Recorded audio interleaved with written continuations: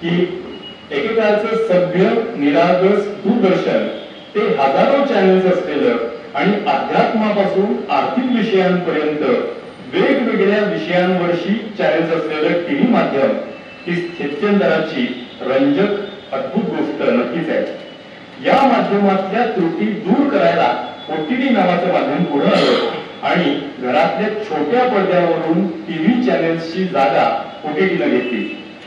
या स्थित्यंतरामुळे मनोरंजनाच्या शैलीपासून अर्थकारणापर्यंत अनेक गोष्टी बदलल्या आणि बदलत जाणार आहेत। मात्र त्यांच्या रंजनामुळे आपण माणूस म्हणून बदललो आहोत का हा प्रश्न मात्र आपल्याला विचारावाच लागेल।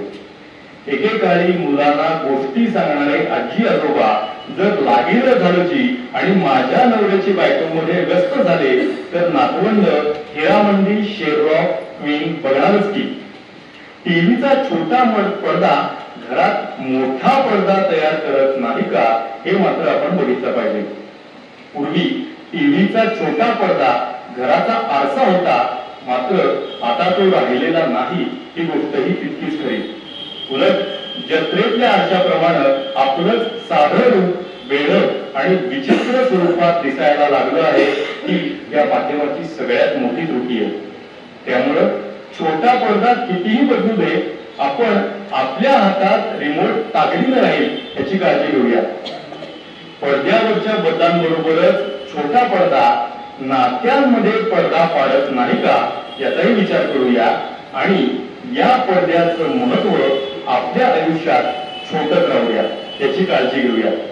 दूरदर्शन तुम्ही आता बघत नसला तरी दूरदर्शीपणा दाखवणं हे मात्र आपल्याच हातात असतं, तो आपण दाखवूया। सकाळचे उपसंपादक मान्य श्री मंदारजी कुलकर्णी यांनी आज पुणे नगर वाचन मंदिराच्या कार्यक्रमात दूरदर्शन ते OTT याबद्दलचा कसा प्रवास आहे, त्याचा पार्श्वभूमी काय, भविष्यात काय होणार आहे, फायदे तोटे याबद्दल सविस्तर मार्मिक विश्लेषण केले। त्याचा हा भाग आपल्यासाठी। पुणे नगर वाचन मंदिर पुणे यांच्या वतीनं आपल्या सर्वांचं मी हार्दिक स्वागत करतो। दर महिन्याच्या दुसऱ्या रविवारी आपण हा वाचककट्टा घेत असतो आणि या वाचककट्ट्याच्या अनुषंगाने वाचन चळवळ रुजवण्याचा वाढवण्याचा आपण प्रयत्न करत असतो। या वाचनकट्ट्याच्या अनुषंगाने आपण वेगवेगळ्या पुस्तकांचे परिचय, त्याच्यावरती काही मार्गदर्शक वक्त्यांचं भाष्य, काही वक्ते, काही लेखक, प्रकाशक असे वेगवेगळ्या वक्त्यांच्या माध्यमातून ज्ञानदीप लावू शकेल ही युक्ती घेऊन आपण ज्ञानाचा प्रसार करण्याचा प्रयत्न करत असतो। त्याच मालिकेतलं आजचा हा विषय थोडासा वेगळा आहे। विषय आहे दूरदर्शन ते OTT, काल, आज आणि उद्या। यासाठी वक्ते म्हणून लाभलेले माध्यम पत्रकार माननीय मंदार कुलकर्णी, जे सकाळमध्ये वरिष्ठ उपसंपादक आहेत, त्यांचंही मी हार्दिक स्वागत करतो। आणि आजच्या या वाचककट्ट्याचा प्रस्तावित आमचे अध्यक्ष माननीय मधुमिनजी मोंडे यांना विनंती करतो की त्यांनी प्रस्तावित करा।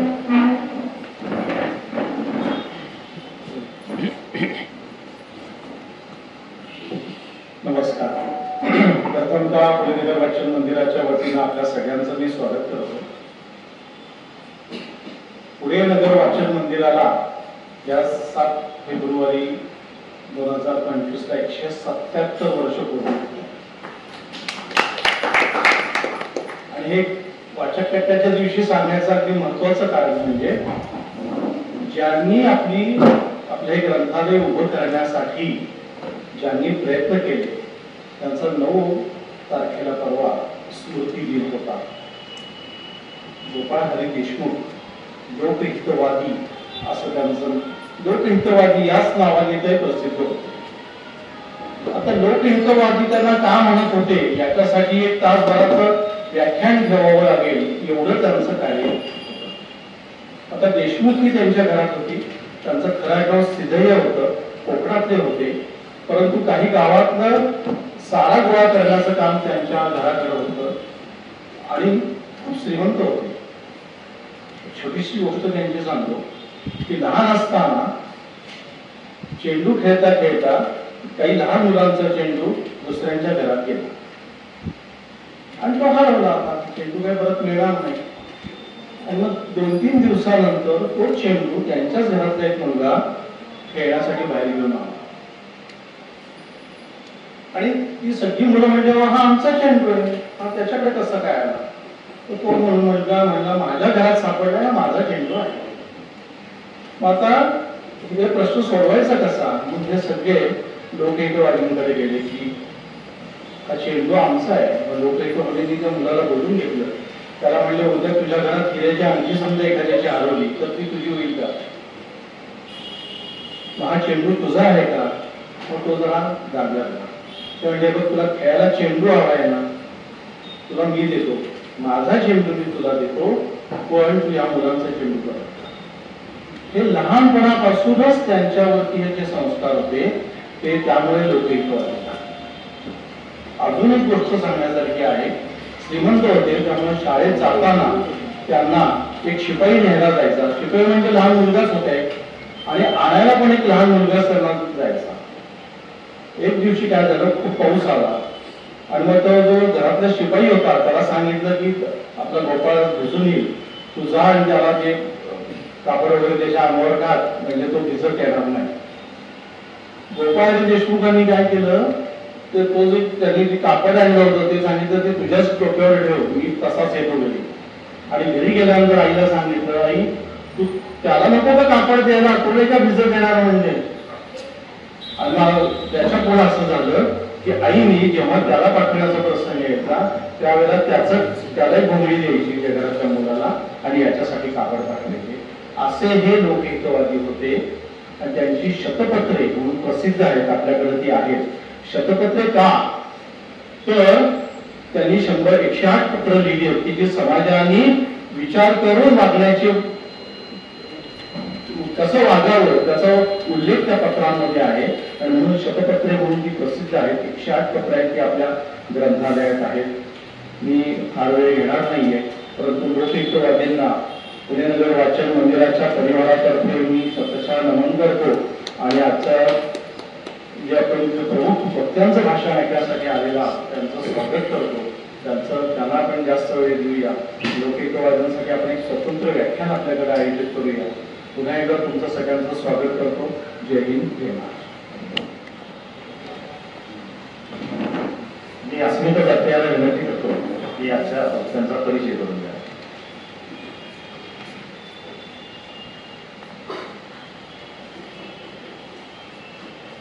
नमस्कार. पुणे नगर वाचन मंदिराचा आजचा हा जो वाचनकट्टा आहे त्यासाठी आपल्याला जे प्रमुख वक्ते लाभलेले आहेत ते श्री मंदार कुलकर्णी, सर्वपरिचित अशा सकाळ वृत्तपत्राचे ते गेले 27 वर्ष उपसंपादक आहेत. आता वृत्तपत्र म्हटलं की आपल्या लोकशाहीचा तो चौथा स्तंभ, आधारस्तंभ असं मानला जातो. म्हणजे किती जबाबदारीचं पद ते गेली 27 वर्ष त्या तरुण वयामध्ये असताना निभावत आहेत. म्हणजे त्यांचं कर्तृत्व किती थोर असेल हे आपल्याला सांगायला वेगळं नकोच. दैनंदिन सकाळमध्ये चित्रपट परीक्षण, ग्राफिटी यांच्या लेखनाबरोबरच गाणी, आठवणी, मामाची मात्रा, गोष्ट एका रहस्य नगरीची, सृष्टीच्या गोष्टी, गुड मॅनर्स अशा विविध सदरांचं त्यांनी लेखन करतात. पुणे आकाशवाणीमध्ये प्रादेशिक आणि राष्ट्रीय बातम्यांसाठी वृत्तनिवेदक म्हणूनही त्यांनी गेल्या काही काळापासून काम सुरू केलं आहे. सिडनीमधील मराठी भाषेतून करून चालवल्या जाणाऱ्या आकाशवाणी सिडनीसाठी गेली सुमारे 20 वर्षे पुण्याहून बातम्या देण्याचं काम ते करतात. पार्टनर या वटुकारे लिखित कादंबरीच्या अभिवाचनाचे पुणे, सातारा, कोल्हापूर, वारणा, आदी ठिकाणी त्यांचे प्रयोग होत असतात. स्टोरी टेलिंगसाठी काही पुस्तकांचे व्हॉइस ओव्हर्स त्यांनी केलेले आहेत आणि अशा विविध फोरम्सवरती त्यांचं काम सतत चालू असतं. तर मी मान्यवरांना विनंती करते की त्यांनी आपल्या प्रमुख पाहुण्यांचं स्वागत करावं, त्यांचा सत्कार करावा. गेली अनेक वर्ष ते माध्यमावर काम करत असल्याने त्याचा जो काही अभ्यास आहे त्याचा परिचय मला एका कार्यक्रमात त्यांच्या व्याख्यानामुळे झाला. मी अतिशय भारावून गेलो. त्यामुळे मी त्याला विनंती केली की आमच्या नगर वाचन मंदिरामध्ये सुद्धा तुमचं एक व्याख्यान होऊ द्या. त्यांनी थोडासा विषय बदलला. तोही विषय खूप इंटरेस्टिंग आहे की दूरदर्शन हे मोठी मोठी मी त्यांना विनंती करतो की त्यांनी आपल्या विषयावर सांगावं.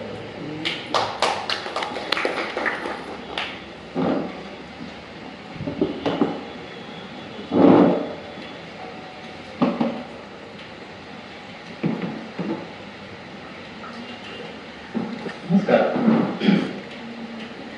सगळ्यात पहिल्यांदा मी नगर वाचन मंदिराचे खूप आभार मानतो की त्यांनी या इतक्या ऐतिहासिक वारसा असलेल्या संस्थेमध्ये मला माझं मनोगत मांडण्याची आणि माझी निरीक्षणं सादर करण्याची संधी दिली.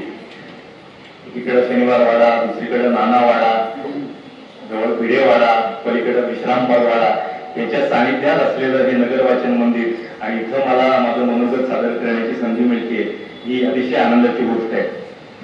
म्हणजे पुण्यातल्या मध्य भागात कार्यक्रम सादर करणं किंवा भाषण करणं हे पुणेकरांसाठी खूप महत्वाचं असतं आणि मध्य भागातल्या पण मध्य भागामध्ये हे नगर वाचन मंदिर आहे. म्हणजे नगर वाचन मंदिर इतक्या मध्य भागात आहे की एखादा पुणेकर पूर्वीच्या काळी ग्रीनिश लाईन सुद्धा या नगर वाचन मंदिराच्या खालून गेली होती असं सुद्धा सिद्ध करेल. इतकं मध्य भागात आहे.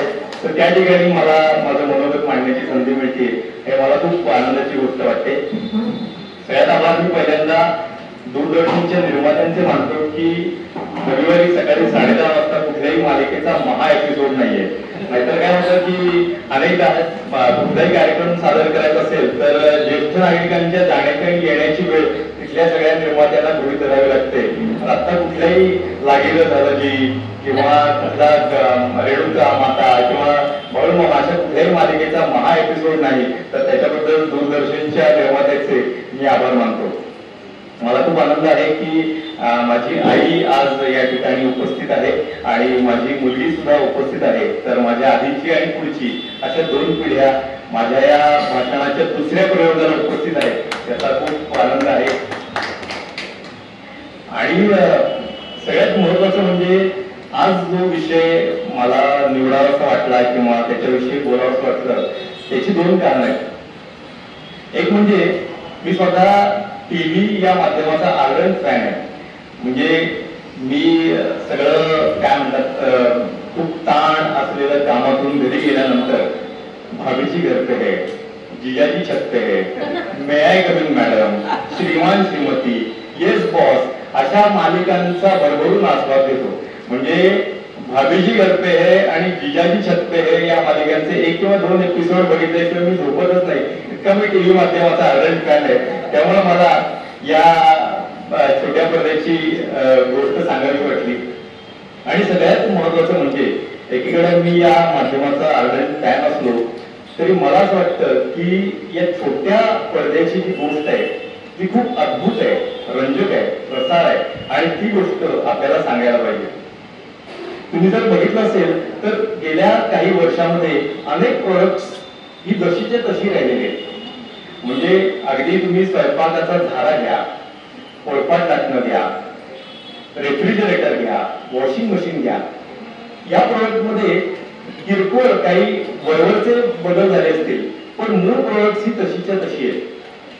पण काही प्रोडक्ट्स मध्ये मात्र प्रचंड बदल झालेले आहेत.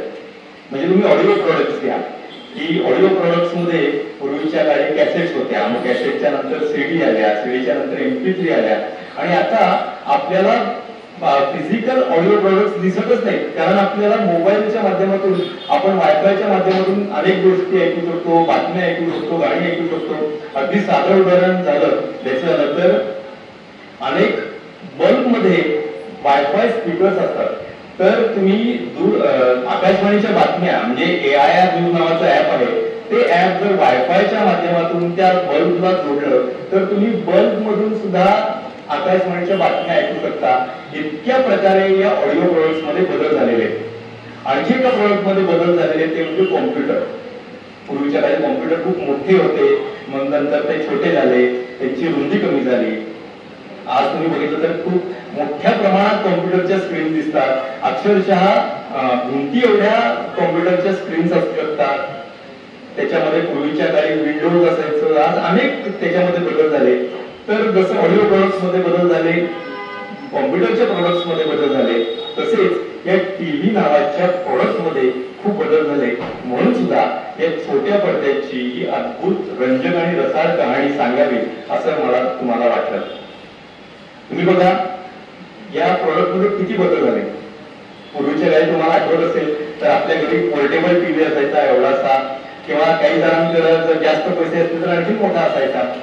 तो टीव्ही हळूहळू त्याचा आकार तुम्ही बघा, म्हणजे रुंदी त्याची कमी कमी होत गेली. म्हणजे खूप पूर्वी जो व्यापायचा ज्याची रुंदी, तो त्या टीव्हीची रुंदी कमी होत गेली, पण त्याचा आकार वाढत गेला.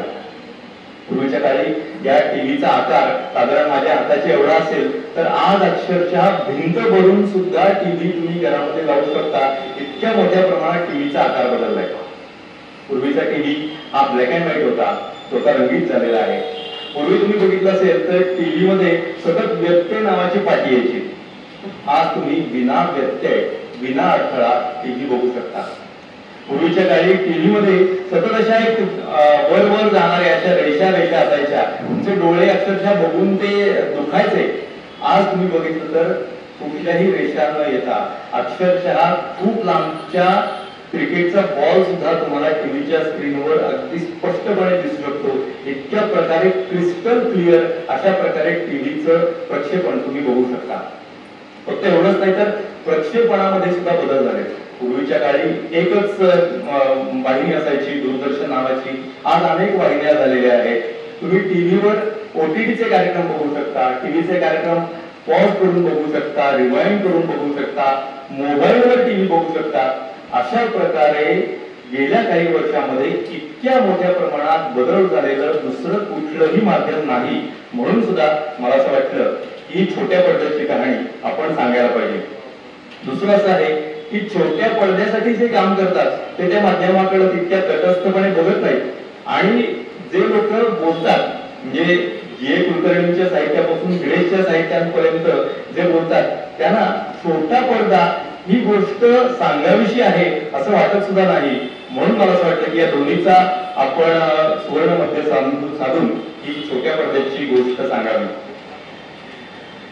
छोट्या पडद्याचा जो प्रवास झालेला आहे दूरदर्शन ते ओटीटी, हा प्रवास सांगताना त्याच्यामध्ये काही सूत्र आहे का, सूत्र काही आपल्याला गृहीत धरता येईल का असा मी विचार करत होतो. आणि मग काही सूत्र मला सापडली ती मला तुम्हाला सांगायला आवडतील.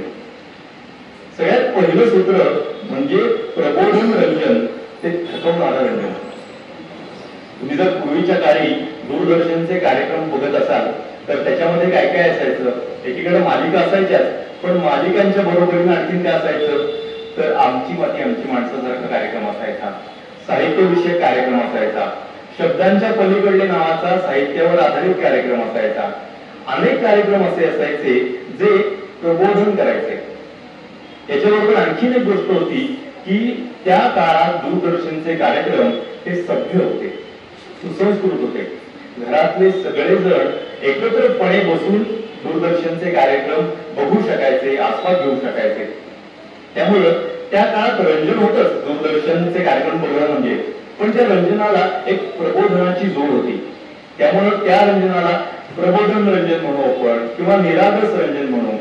निरागस म्हणजे बघा की हम लोग, हमराही, बुनियाद, रामायण अशा मालिका आपल्याला आठवतात. तर त्या मालिकांचे एपिसोड आज जर तुम्ही बघितले तर तुम्हाला जाणवेल की त्या सगळ्या रंजनामध्ये पण खूप प्रकारची निरागसता होती. आज मात्र तुम्ही बघितलं तर आजचं रंजन हे थकवणारं रंजन आहे. तुम्ही जर घरामध्ये टीव्हीचा रिमोट तुमच्या हातात असेल तर तुम्ही सतत चॅनेल सर्च करत असता. या चॅनेलवरून दुसऱ्या चॅनेलवर, एकीकडे एंटरटेनमेंटच्या चॅनेलवरून न्यूजच्या चॅनेलवर, न्यूजच्या चॅनेलवरून खाण्याच्या चॅनेलवर, खाण्याच्या चॅनेलपासून दुसऱ्या अर्थविषयक बातम्यांच्या चॅनेलवर, टीव्ही पासून ओटीटीवर, ओटीटी मध्ये सुद्धा नेटफ्लिक्स पासून अमेझॉन प्राईमवर, अमेझॉन प्राईम पासून सोनी लिव्हवर. अशा प्रकारे तुम्ही सतत धावपळ करत असता. म्हणजे फिजिकल तुम्ही धावपळ करत असता, पण तुमचं मन सतत धावपळ करत असतं. कारण हे रंजन हे तुम्हाला थकवतं, हे थकवणारं रंजन आहे. तर प्रबोधन रंजन, निरागस रंजन ते थकवणारं रंजन, अशा प्रकारे या छोट्या पडद्याचा प्रवास झालेला आहे. आणखीन एक प्रवास झालेला आहे तो म्हणजे एक पर्यायी ते बहुपर्यायी. पूर्वीच्या काळात टीव्ही मध्ये चॅनेलसाठी बटन असायची बघा, अक्षरशः फक्त 10 बटन असायची. आणि ती बटणं कशासाठी असायची हे अनेकांना माहित पण नव्हतं की चॅनेल बदलता येऊ शकतात हेच कोणाला माहित नव्हतं. कारण चॅनेल ही संकल्पनाच त्यावेळी अस्तित्वात नव्हती. असायचं फक्त दूरदर्शनच, एकच पर्याय असायचा. दूरदर्शनवर जे असेल ते आपल्याला बघायला लागायचं. आज तुम्ही असं बघितलं तर अक्षरशः हजारो चॅनेल्स आहेत. दूरदर्शन दूरचित्रवाणीची हजारो चॅनेल्स तुम्हाला बघायला मिळतात. पूर्वी एका चॅनेलवर संगीतापासून ते करंट अफेअर्स पर्यंत सगळ्या प्रकारचे कार्यक्रम एका चॅनेलवर बघायला लागायचे. आज तुम्ही बघितलं तर प्रत्येक विभागासाठी वेगळं चॅनेल आहे.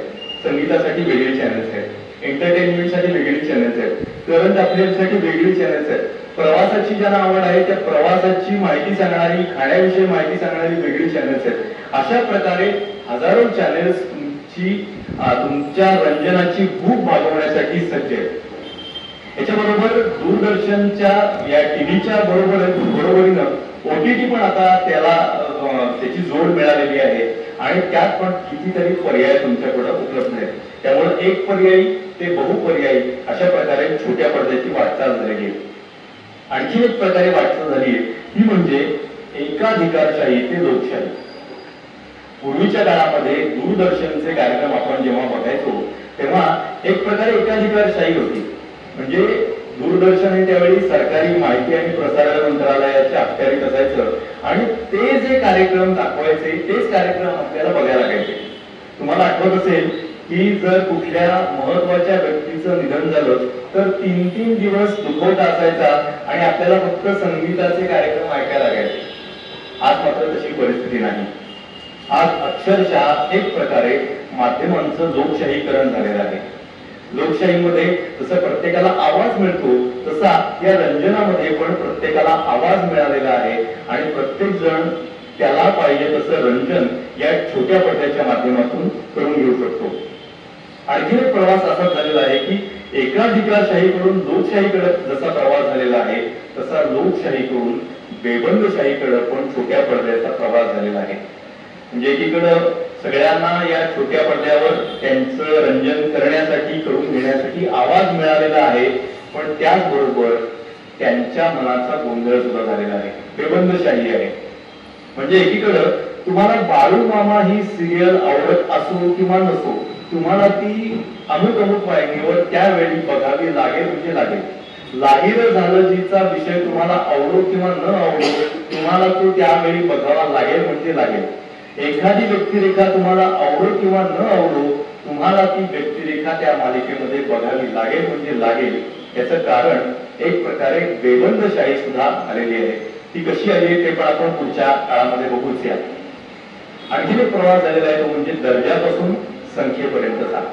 म्हणजे दूरदर्शनच्या पूर्वीच्या मालिका आपल्याला जशाच्या तशा आठवतात. रामायणमध्ये अमुक दिवशी हा प्रसंग घडला होता हा प्रसंग आपल्याला तसाच्या तसा आठवतो. हमराहीमध्ये ही मालिका ही व्यक्तिरेखा या व्यक्तीने केली होती ते सुद्धा आपल्याला आठवतं. पण आज मात्र प्रचंड मोठ्या प्रमाणात चॅनेलच्या संख्येमुळे आपण मगाशी अगदी 5 मिनिटापूर्वी काय बघितलं होतं ते सुद्धा आपल्याला आठवत नाही. अशा प्रकारे छोट्या पडद्याचा प्रवास झालेला आहे. आणखी एक प्रवास झालेला आहे त्याचं शेवटचं सूत्र सांगतो ते म्हणजे शांतता ते कल्लोळ. पूर्वीच्या काळामध्ये जेव्हा आपण दूरदर्शन बघायचो तेव्हा विनोदी मालिका असेल, गंभीर विषयावरची माहिती मालिका असेल किंवा कुठल्याही विषयावरचा कार्यक्रम असेल आपल्याला तो कार्यक्रम बघितल्यानंतर सुद्धा एक शांतता वाटायची. विषय तुम्हाला थोडासा गंभीर असला तरी सुद्धा तुमचं मन हे शांत असायचं. आज मात्र तुम्ही टीव्ही बघितल्यानंतर झोपी जाऊन बघा तुमच्या मनामध्ये कल्लोळ असतो. आज सगळे मानसोपचार तज्ञ मनोविश्लेषक झोपण्याच्या पूर्वी किमान 2 तास टीव्ही बघू नका असं सांगतात. कारण त्या टीव्ही बघून तुमच्या मनामध्ये कल्लोळ तयार होतो. तुम्ही कुठल्याही प्रकारचे कार्यक्रम बघा त्याच्यामधून तुमच्या मनामध्ये कल्लोळच तयार होतो. तुम्ही न्यूज चॅनल्स बघा, तुम्ही एंटरटेनमेंटची चॅनल्स बघा, तुम्ही कुठल्याही प्रकारचा कार्यक्रम बघा दूरदर्शनवर म्हणजे टीव्हीच्या स्क्रीनवर बघा, OTTवर बघा तुमच्या मनामध्ये कल्लोळ तयार होतो आणि तो कल्लोळ हा तुमच्या जीवनाचा अविभाज्य भाग झालेला आहे. तर अशा प्रकारे हा छोट्या पडद्याचा वेगवेगळ्या प्रकारे प्रवास झालेला आहे. मनोरंजनात मध्ये काय परिणाम झाला दूरदर्शन मध्ये आणि OTT मध्ये, हे पण आपण थोडस समजून घेऊया. दूरदर्शन म्हणजे मी थोडस काय म्हणतात बोलता बोलता माझ्या तोंडून दूरदर्शन असा उल्लेख होईल तर तो थोडस दूरचित्रवाणी असा उल्लेख करून घ्या, कारण दूरदर्शन हे एका चॅनेलचं नाव आहे आणि त्या माध्यमाचं नाव दूरचित्रवाणी आहे. पण दूरदर्शन हे आपल्या तोंडात बसल्यामुळं माझ्या तोंडून समजा दूरदर्शन असा उल्लेख झाला तर तो दूरचित्रवाणी असं आपण समजून घ्या. मनोरंजनामध्ये काय परिणाम झाला तर दर्जा ते सुमार दर्जा असं तुम्हाला दिसेल. पूर्वी कुठलीही मालिका असेल तर त्या मालिकेमध्ये कशा प्रकारे व्यक्तिरेखांचं सादरीकरण करायचं, कशा प्रकारे त्या एपिसोडची सुरुवात पाहिजे, कशा प्रकारे शेवट पाहिजे, याच्यावर प्रचंड प्रमाणात विचार केला जायचा. आज मात्र तुम्हाला दिसेल की एपिसोड हे कशाही प्रकारे तुम्हाला त्याचं सादरीकरण होताना दिसतं. काल जर अमुक एक व्यक्तिरेखा अमुक व्यक्ती करत असेल तर दुसऱ्या दिवशी ती व्यक्तिरेखा तिसरीच व्यक्ती करताना दिसते. काल तुम्हाला त्या व्यक्तिरेखेचा प्रवास ती सज्जन आहे असा वाटत असेल तर दुसऱ्या दिवशी ती व्यक्तिरेखा अचानक खलनायक झालेली दिसते. ज्याने त्याच्यामध्ये बेबंदशाही असं मगाशी म्हणलं तशा प्रकारे दिसतं. त्यामुळे दर्जा ते सुमार दर्जा असा प्रवास झालेला आहे, मनोरंजनाचा परिणाम झालेला आहे. पण त्याचबरोबर दर्जा ते अतिदर्जा असाही प्रवास झालेला आहे. एकीकडं टीव्ही या माध्यमामध्ये एक प्रकारे दर्जा कमी कमी होत असताना OTT या माध्यमामध्ये मात्र दर्जा प्रचंड प्रमाणात वाढताना तुम्हाला दिसतो. साहित्यावर आधारित कार्यक्रम हे पण तुम्ही बघा. पूर्वीच्या काळामध्ये अनेक उत्तम पुस्तकांवर आधारित मालिका आपल्याला टीव्ही मध्ये बघायला मिळायच्या. आज तुम्हाला तशा बघायला मिळत नाही. याचं कारण असं आहे की साहित्यविषयक कार्यक्रमांना आमच्याकडे TRPच नाही असं वाक्य टीव्हीवाले तुमच्या तोंडावर फेकून मोकळे होतात. त्यामुळं ज्याच्यामध्ये काही सकस मूल्य आहे अशा प्रकारचं काहीही तुम्हाला छोट्या पडद्यावर टीव्हीच्या पडद्यावर बघायला मिळत नाही. स्पर्धांचे कार्यक्रम पूर्वीच्या काळी दूरदर्शनवरच खरं तर स्पर्धांचे गाण्याविषयीच्या स्पर्धांचे कार्यक्रम सुरू झाले. एकीकडे क्विज शो नावाचा कार्यक्रम तुम्हाला आठवत असेल, गाण्याचे कार्यक्रम आठवत असतील. म्हणजे मिले सुर मेरा तुम्हारा नावाचा कार्यक्रम होता जो दूरदर्शनवरचा संगीत विषयक स्पर्धेचा पहिला कार्यक्रम होता. तो तुम्हाला आठवत असेल. त्याच्यातून सुनील चव्हाणसारखी गायिका समोर आली. आज तुम्ही जर टीव्हीवरच्या गाण्यांचे कार्यक्रम बघितले तर तुम्हाला अक्षरशः काही वेळानंतर ते कार्यक्रम बंद करावेसे वाटतात. याचं कारण त्यातल्या गाण्यांची निवड तुम्हाला कळत नाही की हे गाणं इथं का निवडलं असेल. त्या गाण्याच्या स्पर्धांचे जे परीक्षक असतात त्या परीक्षकांची निवड त्या चॅनलनं का केली हे तुम्हाला कळत नाही. याच्याबरोबरच या गाण्याच्या स्पर्धांमध्ये जे विजेते होतात त्यांची निवड तर तुमच्या अजिबात लक्षात येत नाही. बिग बॉस सारखी स्पर्धा नुकतीच झालेली आहे. त्या बिग बॉस मध्ये सूरज चव्हाण त्या बिग बॉसचा का विजेता झाला हे तुम्हाला अजून सुद्धा कळत नाही. ही या सगळ्या टीव्ही मालिकांची टीव्ही माध्यमाची सगळ्यात मोठी गोष्टी. तर हे स्पर्धांचे कार्यक्रम या टीव्हीच्या या छोट्या पडद्यावर खूप मोठ्या प्रमाणामध्ये बदल केलेले आहेत. मालिकांमध्ये किती बदल झाले बघा. पूर्वी 13 एपिसोडची मालिका असं साधारण संख्या असायची. या 13 एपिसोडचे 26 झाले, मग 52 झाले. आज टीव्हीवर अक्षरशः वर्ष चालणाऱ्या मालिका आहेत. या मालिकांमध्ये सुरुवातीच्या भागांमध्ये काय होतं हे त्यातल्या कलाकारांना सुद्धा आठवत नाही. इतक्या प्रकारे या मालिकांमध्ये बदल झालेला असतो. अक्षरशः एखाद्या मालिकेमध्ये एखाद्या नायिकेला मूल झालं तर त्याच्या लग्नापर्यंत सुद्धा ती मालिका सुरू असते. अशा प्रकारे या मालिका सतत मालिकांचा काय म्हणतात अपघात सुरू असतो. एक प्रकारे स्लो पॉइझन सारख्या त्या मालिका काम करतात. मी जसं म्हणलं की एखादी मालिका वर्षानुवर्ष सुरू राहते तरी सुद्धा तुमच्या माझ्यासारखे प्रेक्षक वर्षानुवर्ष ती मालिका बघत राहतात. तुम्हाला माहितीये तुम्ही ती मालिका समजा संध्याकाळी 7:30 वाजता असेल 7:15 वाजेपर्यंत तुम्ही सारासार विचार करू शकता की ही मालिका मला बघायला नको. या मालिकेमध्ये ज्या व्यक्तिरेखेवर मी प्रेम केलं ती व्यक्तिरेखा आता खलनायकी झालेली आहे. ज्या व्यक्तिरेखा मी काय म्हणतात जी भूमिका जे कलाकार करायचे ते कलाकार बदलून आता चौथे पाचवे कलाकार ती व्यक्तिरेखा करतायत। असे तुम्ही अनेक सारासार विचार सव्वा सात पर्यंत करता, पण जेव्हा 7:25 होता तेव्हा तुम्ही आपोआप टीव्हीचा रिमोट घेता आणि ती मालिका सुरू करता। एक प्रकारे स्लो पॉइझन सारखं एक टीव्ही मालिकांचं विश्व तुमच्या मनाची जागा घेत आहे। आपण एखाद्या व्यसनासारखे आहारी गेलेलो आहोत। मध्यंतरी एका आमच्या व्हॉट्सअप ग्रुपवर विषय चालू होता, त्याच्यामध्ये मुक्तांगणच्या संचालिका मुक्ता कोणतांबेकर सांगत होत्या की मोबाईलचं व्यसन हा सुद्धा आम्हाला आता व्यसनापासून मुक्ततेसाठी विषय गृहीत धरावा लागतोय। पण मला भीती अशी आहे की टीव्हीच्या व्यसनापासून मुक्त करणाऱ्या ज्येष्ठ नागरिकांना सुद्धा काही दिवसांनी मुक्तांगण व्यसनमुक्ती केंद्रात बसवायला लागेल। इतक्या प्रकारे आपण या टीव्ही मालिकांच्या आहारी गेलेलो आहोत आणि या टीव्ही मालिकांनी एखाद्या काय म्हणतात, पूर्वीच्या काळी कसा मंत्रेनं कैकेयीच्या मनाचा ताबा घेतलेला होता, तसा या टीव्हीच्या मालिकांनी तुमच्या मनाचा ताबा घेतलेला आहे।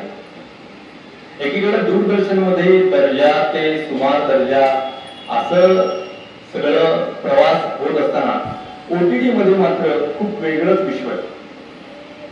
एकीकडे दूरदर्शन मध्ये व्यक्तिरेखांबाबत कमी विचार असताना ओटीटी मध्ये मात्र प्रचंड विचार आहे। एकेका व्यक्तिरेखेच्या पूर्ण मानसिक जडणघडणीबाबत अक्षरशः 6 महिने विचार करतात। अशा प्रकारे या ओटीटी मधल्या वेब सिरीजची निर्मिती केली जाते। तुम्ही बघाल तर ओटीटी वरच्या मालिका बघा, हुतात्मा सारखी मालिका बघा, हिरामंदी सारखी मालिका बघा, आता नुकतीच वेब सिरीज वर प्रदर्शित झालेली मानवत हत्याकांडासारखी मालिका बघा। हे बघू नका खरं तर, ऍक्च्युअली ती बघवत नाही, अशा प्रकारे तुमच्या मनावरती परिणाम करते। पण त्याच्यामध्ये कित्येक वर्षापूर्वी झालेल्या त्या मानवत हत्याकांडाच्या त्या सगळ्या गुन्हेगारांच्या मनातला तळ शोधण्याचं काम ही मालिका करते। त्याच्यासाठी कित्येक महिने त्यांनी मेहनत घेतली आहे आणि कित्येक महिन्यानंतर ती मालिका प्रेक्षकांच्या समोर आलेली आहे। तर एकीकडे दर्जा ते सुमार दर्जा आहे, तर दुसरीकडे दर्जा ते अतिदर्जा असंही आहे। आणखीन एक ओटीटीवर गोष्ट आहे ते म्हणजे अर्थकारण वेगळं आहे। एकीकडे टीव्हीचं अर्थकारण हे खूप आता रुळलेलं आहे, रूढ झालेलं आहे, दुसरीकडे ओटीटीचं अर्थकारण मात्र भल्या कळत नाही। म्हणजे हिरामंदी सारखी मालिका तिच्या प्रोडक्शनची कॉस्टच 500 कोटी रुपये आहे। म्हणजे बाहुबली सारखा चित्रपट सुद्धा, म्हणजे एक चित्रपट नाही तर 2 चित्रपट सुद्धा ज्या बजेटमध्ये तयार होऊ शकतात त्या बजेटमध्ये फक्त एक वेब सिरीज झालेली आहे जी संजय लीला भन्सालींनी तयार केलेली आहे। अशा प्रकारे अतिशय वेगळं असं हे अर्थकारण आहे। त्यामुळे अशी ही गोष्ट आहे की ओटीटीवर वेब सिरीजच्या मालिकांचा जे सातत्य आहे ते टिकत नाही। संजय लीला भन्सालीनं जर आज हिरामंदी केली असेल तर पुढची वेब सिरीज त्याला ओटीटीवर आणण्यासाठी किमान 10 वर्ष लागतील। अशा प्रकारे हे ओटीटीचं अर्थकारण आहे। तुम्ही बघा, कोणी आतापर्यंत वेब सिरीज ज्यांनी काढलेली आहे त्यांची पुढची वेब सिरीज आलेलीच नाही। म्हणजे हुतात्मा सारखी मालिका वेब सिरीज आपल्या जयप्रद देसाईंनी तयार केली, ते जयप्रद देसाईची पुढची वेब सिरीज आपल्याला आलेली आठवतच नाही। कुठलंही बघा, मराठीत मी मुद्दाम उदाहरण मराठीत देतो की आपल्याला थोडीशी रिलेव्हंट वाटतील। आणि काय हवं सारखी वेब सिरीज होती, त्याच्यामध्ये उमेश कामत आणि प्रिया बापट त्यांची गमतीशीर एकमेकांच्या गोष्टी होत्या। त्या दिग्दर्शकाची पुढची वेब सिरीज कुठे आली आहे? आलेलीच नाही। त्याचं कारण असं की या सगळ्या ओटीटी माध्यमामध्ये अतिशय वेगळ्या प्रकारचं अर्थकारण आणि राजकारण सुद्धा आहे। एखादी मालिका नेटफ्लिक्सवर जायची असेल तर ती अमेझॉन प्राईमवर कशी जाणार नाही असा प्रयत्न करणारा सुद्धा एक वर्ग या ओटीटी मध्ये काम करतो। म्हणजे सोनी लिव्हचं अर्थकारण तिथला कंपू वेगळा, प्लॅनेट मराठीचा अर्थकारण तिथला कंपू वेगळा, नेटफ्लिक्सचं अर्थकारण तिथला कंपू वेगळा। अशा प्रकारचं हे ओटीटी वरचं विश्व आहे। त्याच्यामुळं ओटीटीवर सातत्य नाही। टीव्हीच्या मालिकांमध्ये एकता कपूर अनेक मालिकांची निर्मिती करते, पण एकता कपूर वेब सिरीज साठी अनेक वेब सिरीजची निर्मिती करू शकत नाही. हे या दोन्ही माध्यमांचं वेगळेपण आहे, ते आपण लक्षात घ्यायला पाहिजे. त्याच्यामुळं या OTT माध्यमाचं हे वेगळेपण, त्याच्यातलं राजकारण, त्याचं अर्थकारण असल्यामुळं आज वेब सिरीज काढायला कोणी धजावत नाही, अशी सुद्धा स्थिती आहे. त्याचं कारण त्यातल्या त्या अर्थकारणाचा, त्यातल्या राजकारणाचा, त्याच्या वेगळेपणाचा अनेकांना अंदाजच येत नाही. म्हणजे नाटकामध्ये कसं असतं बघा, की नाटकामध्ये एखादा अभिनेता जेव्हा डायलॉग डिलिव्हरी करतो तेव्हा प्रेक्षकांना काय वाटतं त्याला प्रेक्षकांच्या डोळ्यामध्ये दिसतं. वेब सिरीज मध्ये काम करणाऱ्या, वेब सिरीजच्या विश्वातल्या लोकांना वेब सिरीजच्या प्रेक्षकांचा आणि तिथल्या अर्थकारणाचा अंदाजच येत नाही. त्यामुळं वेब सिरीजचं विश्व हे सगळं असं एक प्रकारे धेडगुजरीपण झालेलं आहे. एकीकडे टीव्ही चॅनल्स आणि दुसरीकडे OTT या दोन्हीचं वेगळेपण आपण बघत असताना त्यांच्या स्वरूपामध्ये किती बदल आहेत ते पण आपण बघूया. तुम्ही बघाल तर टीव्ही मालिका आहेत, त्या मालिकांना काही एंडच नाही. म्हणजे क्योंकि सास भी कभी बहू थी ही मालिका कधी संपणार हे ना एकता कपूरला माहिती असतं, ना त्यात काम करणाऱ्या स्मृती इराणीला माहिती असतं, ना ती मालिका ज्या चॅनेलवर येते त्या चॅनेलच्या निर्मात्याला माहिती असतं. कारण जोपर्यंत चालू आहे तोपर्यंत चालू द्या, अशा प्रकारे त्या टीव्हीच्या लोकांचं मत असतं. OTT मध्ये मात्र खूप वेगळं आहे. OTT मध्ये त्या वेब सिरीजचे किती एपिसोड पाहिजेत ते त्या निर्मात्याने, दिग्दर्शकांनी, लेखकांनी आधीच ठरवून घेतलेलं असतं. याचं कारण असं की OTT मध्ये प्रत्येक एपिसोडच्या शेवटी एक प्रकारचा धक्का द्यावा लागतो. तो धक्का असा पाहिजे की त्या एपिसोड नंतर पुढचा एपिसोड तुम्ही बघितलाच पाहिजे. त्यामुळं 13 एपिसोड जर त्या वेब सिरीज मध्ये असतील तर त्या 13 एपिसोडची विभागणी अशा प्रकारे केली पाहिजे की पहिल्या एपिसोड पासून 13व्या एपिसोड पर्यंत मी संपूर्ण वेब सिरीज बघितलीच पाहिजे आणि या 13 एपिसोडचा बुके एकाच वेळी मी प्रेक्षकांपुढे ठेवला पाहिजे. कारण टीव्ही मध्ये कसं असतं की एका दिवशी तुम्ही एकच एपिसोड बघता, OTT मध्ये तसं नाही.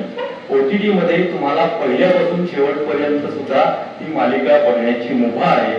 त्यामुळं त्याच्यामधल्या एपिसोडची संख्या ही निवडक आहे किंवा त्याचा संख्या ही ठरलेली आहे.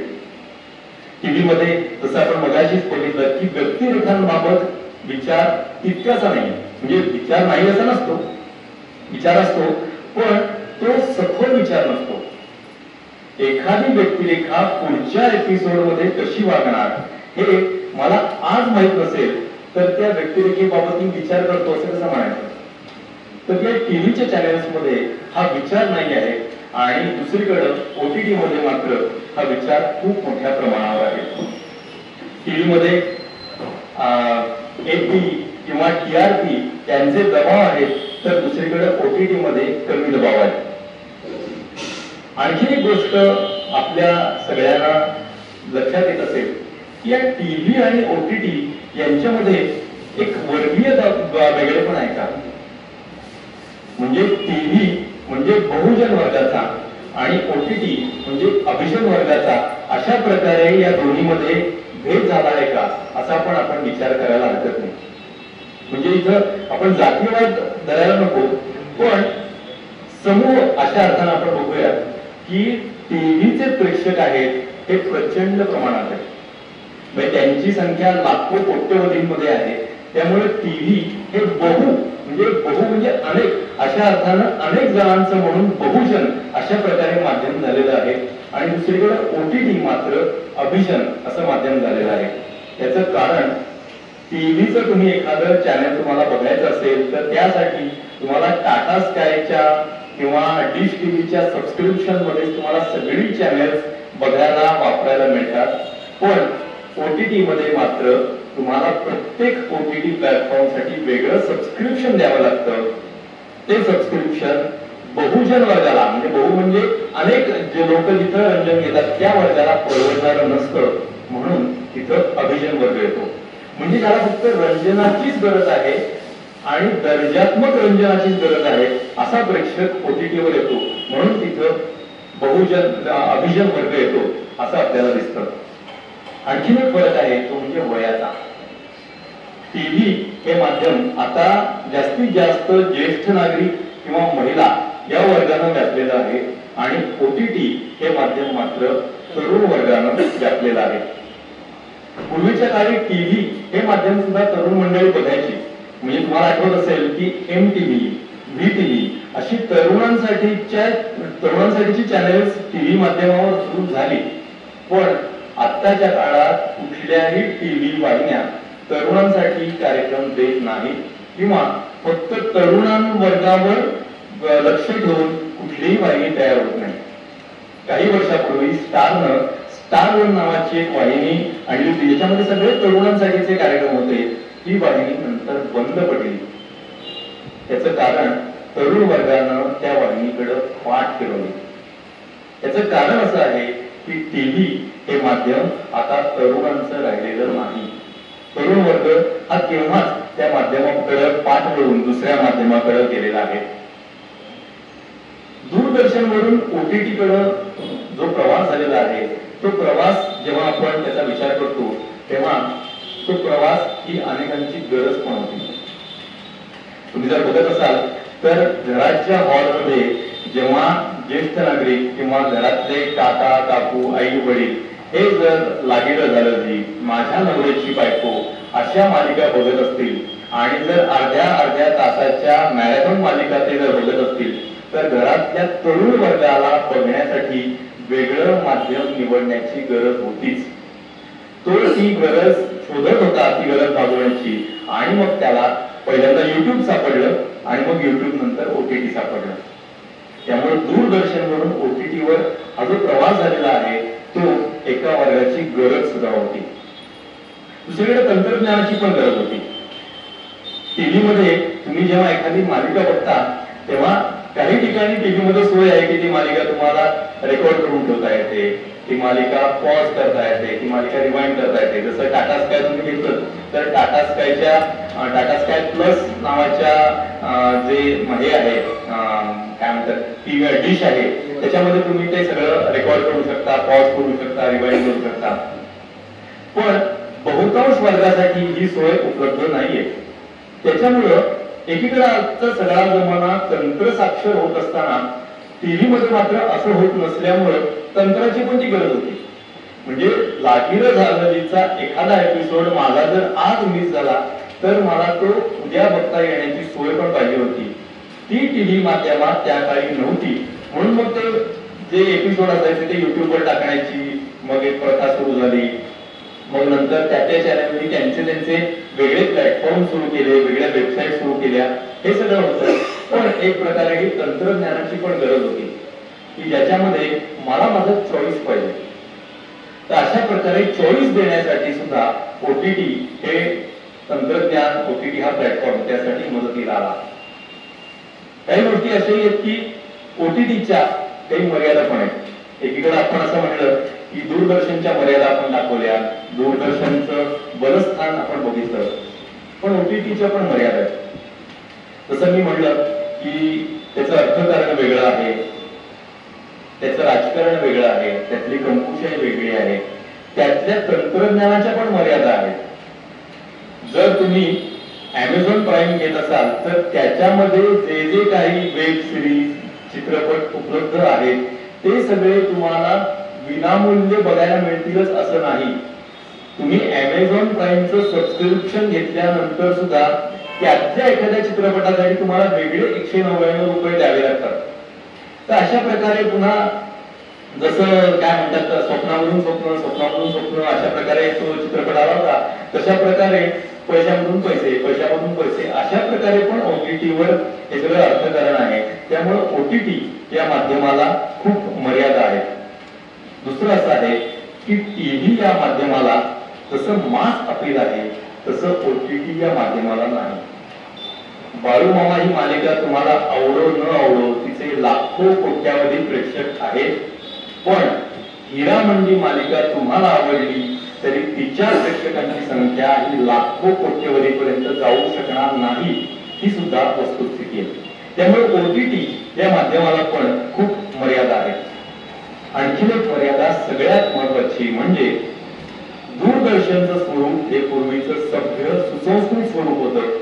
OTT मधल्या वेब सिरीजचं, OTT मधल्या चित्रपटांचं स्वरूप हे आज सभ्य सुसंस्कृत राहिलेलं नाही.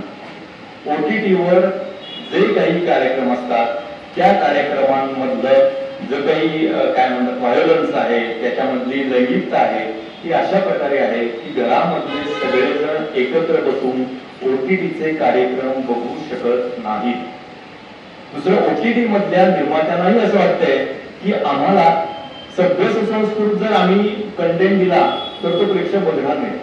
त्यामुळे प्रत्येक गोष्टीमध्ये त्यांना हे सेक्स आणि व्हायोलन्स हे दोन घटक आणावेच लागतात किंवा आणावेसे वाटतात. त्यामुळं या OTT मधल्या बघण्याला पण मर्यादा आहे. त्यामुळं OTT या माध्यमाची काही बलस्थानं असली तरी त्याच्या मर्यादा पण आहेत. काही प्रश्न आपल्याला या सगळ्या प्रवासामध्ये पडतात. या प्रश्नांचा आपण अंदाज घेऊया आणि त्याच्यानंतर या माध्यमाचं भविष्य काय ते बघूया. सगळ्यात पहिला प्रश्न म्हणजे साहित्य विषयक कार्यक्रम टीव्हीवर का नसतात आणि OTT वर का असतात. तुम्ही दूरदर्शन पूर्वी बघायचा तेव्हा तुम्हाला साहित्य विषयक कार्यक्रम दिसायचे. अगदी अमोल पालेकरांनी वेगवेगळ्या स्त्रीचं साहित्यामध्ये घडणारं दर्शन दाखवणाऱ्या पाऊल खुणा या मालिकेपासून गोट्यासारख्या मालिकेपर्यंत, रथचक्र या मालिकेपासून अगदी राहू सारख्या मालिकेपर्यंत अनेक ठिकाणी पुस्तकांवर आधारित, साहित्यावर आधारित, अभिजात साहित्यावर आधारित कार्यक्रम दूरदर्शनवर असायचे. त्यानंतर दूरदर्शनचं स्वरूप जेव्हा साहित्यविषयक कार्यक्रमांना TRP नाही, लोक बघतच नाही. पण मग प्रश्न असा पडतो की OTT वर हे कार्यक्रम कसे बघतात. जर तुम्ही प्रकाश नारायण संत यांच्या साहित्यावर आधारित मालिका जर OTT वर इतक्या मोठ्या प्रमाणावर बघितली जात असेल, मानव हत्याकांडावर खूप संशोधन करून, विचार करून, अनेक प्रकारे अभ्यास करून जर ती मालिका OTT वर येत असेल तर ती दूरदर्शनवर काय येऊ शकत नाही. दूरदर्शनवर फक्त आपण क्राईम फाईल्सच बघायच्या का असा प्रश्न पडतो. तर अशा प्रकारे हा प्रश्न, या प्रश्नाचं उत्तर कुठलाही टीव्ही वाला किंवा OTT वाला व्यवस्थित देऊ शकेल असं आपल्याला वाटत नाही.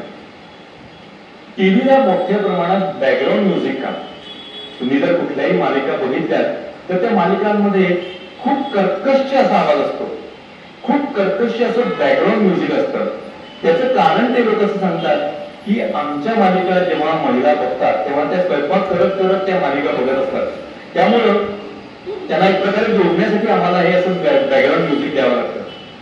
पण याच महिला युट्यूबवरचा कंटेंट पण बघत असतात, याच महिला रील्स पण बघत असतात, याच महिला किमान काही प्रमाणात OTT वरचे कार्यक्रम बघत असतात. तिथंही त्या स्वयंपाकघरात त्यांचे स्वयंपाक करत करतच बघत असतात. तिथं बॅकग्राऊंड म्युझिक त्यांना काही अर्थ आणत नाही, इथं मात्र आणतं. तर थोडं मला असं वाटतं त्यांच्या सगळ्या विचारसरणीमध्ये गल्लत आहे. ती गल्लत दूर होण्याची शक्यता नाहीये, पण विचार तरी हे लोक असा करतात. सासू सून या विषयावरच्या मालिका OTT वर का नसतात असा प्रश्न आपल्याला पडतो ना. की तुम्हाला बाहेर खाली असलेला नवरा, सुनांशी म्हणणाऱ्या सासवा असे विषय जर टीव्हीच्या वाहिन्यांमध्ये, मालिकांमध्ये सारख्या प्रमाणात दिसतात तर तेच विषय तुम्हाला OTT मध्ये का दिसत नाही. OTT वर सासू सून यांच्यातल्या विसंवादाची मालिका तुम्हाला का दिसत नाही. बाहेर खाली नवरा आणि मग त्याच्या विरुद्ध बंद करणारी बायको असा विषय का दिसत नाही. या प्रश्नाचं उत्तर माझ्याकडे नाहीये. मी तुम्हाला फक्त जस्ट काय म्हणतात तुमच्या बुद्धीला चालना देतो. OTT वर सातत्य का नसतं. मी तुम्हाला मगाशी सांगितलं तसं जयप्रद देसाईची अतिशय उत्तम हुतात्मा अशी मालिका आल्यानंतर जयप्रद देसाईची पुढची मालिका वेब सिरीजवर का नाही. संजय लीला भन्सालीची हीरामंडी अतिशय उत्तम स्वरूपात नेटफ्लिक्सवर सादर झाल्यानंतर संजय लीला भन्साली हीरामंडी 2 ची सुरुवात अजून का करत नाही. एकता कपूर जेव्हा स्टार साठी मालिकांचा रती घालते तेव्हा ती OTT वर मालिकांचा रती का घालत नाही. कारण त्या दोन्हीच्या वर्गामध्ये अर्थकारणामध्ये, स्वरूपामध्ये आणि तंत्रज्ञानामध्ये पण खूप मोठ्या प्रमाणात बदल आहे. ती गोष्ट पण आपल्या सगळ्यांना लक्षात घ्यायला पाहिजे. आणि सगळ्यात शेवटचा प्रश्न असा पडतो की लोकांना इतका वेळ का असतो? तुम्ही पूर्वी जेव्हा दूरदर्शन होता तेव्हा दूरदर्शन बघायची वेळ किती असायची? अर्थात 1 तास किंवा 2 तास. आज तुम्ही दिवसाचे 24 तास बघितले तर त्यातले किमान 4 ते 5 तास टीव्ही या छोट्या पडद्यानं तुमच्या आयुष्याचे गाठलेले आहेत. तुम्ही टीव्ही बघा, त्याच्यावर दूरदर्शन बघा, स्टार टीव्ही बघा, झी टीव्ही बघा किंवा OTT बघा, नेटफ्लिक्स बघा, अमेझॉन प्राईम बघा, सोनी लिव्ह बघा. तुम्ही एवढा वेळ का घालवता? ते लोक भले त्यांचं अर्थकारण काही सांगतील, त्यातलं राजकारण काही असेल, त्यातली कंपुशाही काही असेल, ते लोक काही विचार करतील. तुम्ही तेवढा वेळ या माध्यमांसाठी का देता? असा प्रश्न पण मला एक माध्यमकर्मी म्हणून पडतो. म्हणून शेवटचा प्रश्न आपण बघूया, तो म्हणजे प्रेक्षक म्हणून आपण काय करायचं? प्रेक्षक म्हणून आपण फक्त आपल्या हातातला रिमोट त्याच्यावर आपला कंट्रोल ठेवायचा. रिमोटच्या पुढे कंट्रोल हा शब्द आहे, तर तो कंट्रोल हा शब्द आपण विसरलेलो आहोत. तो कंट्रोल हा शब्द आपण आपल्या आचरणात आणायचा. त्याचवेळी आपण या माध्यमांचा आस्वाद मनमुराद पद्धतीनं घेऊ शकतो. सगळ्यात शेवटी फक्त अगदी काही मुद्द्यांमध्ये या माध्यमांचं भविष्य असं आपण बघूया आणि आजचा हा संवादाचा कार्यक्रम संपवूया.